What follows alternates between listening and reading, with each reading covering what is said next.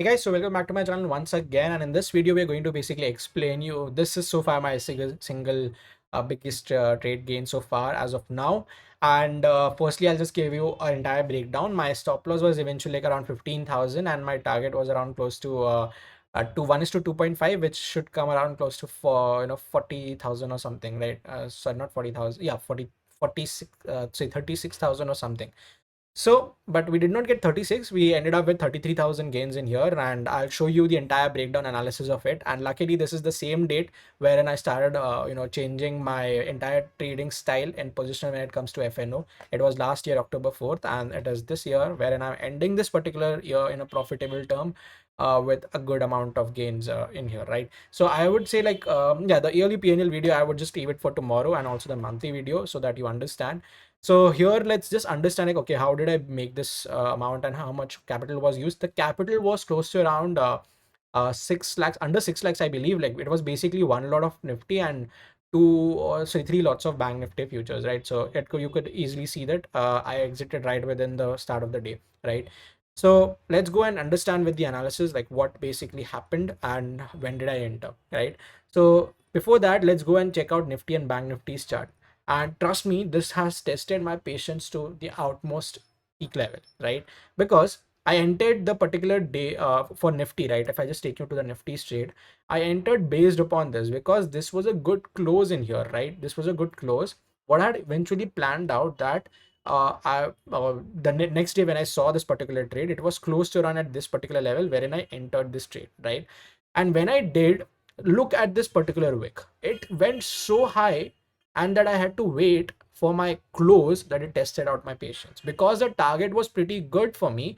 I had waited for the close, and definitely if it would have closed above this particular zone, I would have exited without a doubt. I would have taken my stop loss, and I just kept on waiting, and that's what happened. Like for around 2 days I had to wait, and finally I exited somewhere in between here with 1 is to 2.5.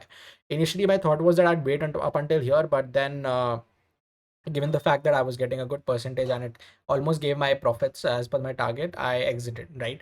So that's what happened with Nifty. And on the same day, why did I choose Bank Nifty also? Why not just trade Nifty, right? I want you to look at this particular comparison, which is quite a bit interesting, right? When both the indices break together, right? Like in this particular candle, and you can see on the same particular arrow above as well, these both broke down on the same day, 29th, and the candle was really bearish, right? Though I did not get a bit of better pricing in Bank Nifty, it tested even further more, but yeah, my stop losses were fixed.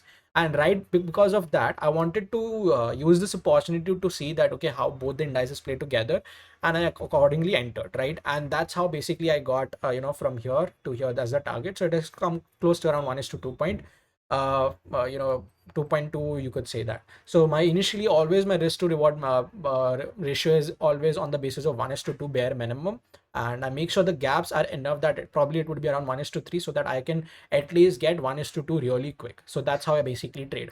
So that's what happened in Bank Nifty. Given the kind of bearish trade bearish candle it was, I had to wait. I couldn't go and close my trade up until the day close. So it really tested out my patience when it comes to the wick. And obviously these wicks are very brutal at one's psychology, because you need to hone yourself in such a way, given the fact that VIX is at all-time lows. Because if you just look at VIX again, it is like, even the markets went down, it is VIX has still gone down from around 12 or something like that. So what I mean is that markets regime would always change, and you definitely have to adapt. And at times, I'm the entire core strategy using that particular thing, you will be trading different scripts and different ways of trading it, I would say. So if the fundamentals are pretty strong, I would say you could really manage in this particular field, but definitely takes a lot of time, and that's what it did.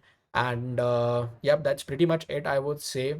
Up until next time, you guys take care and happy trading, stay safe, and do subscribe to the channel if you like the content. Bye bye.